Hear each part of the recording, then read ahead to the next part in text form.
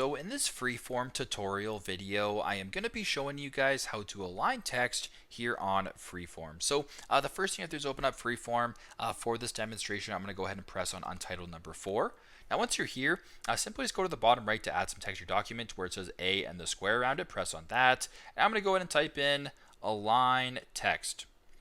So as you can tell, the text actually does align in the middle and works its way out. So it actually is defaulted to middle alignment. Now, if you want to change this and make it maybe left aligned or whatever, I'll make the text box a little bit larger.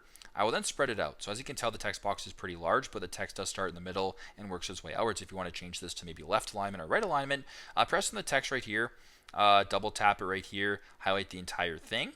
And where it says AABIU, and then where it says right beside that, there's sort of a middle alignment. Press on that to make it go to the left. You can press on this to make it go to the right, or you can bring it back to the center by pressing align to the center. So super simple, super straightforward.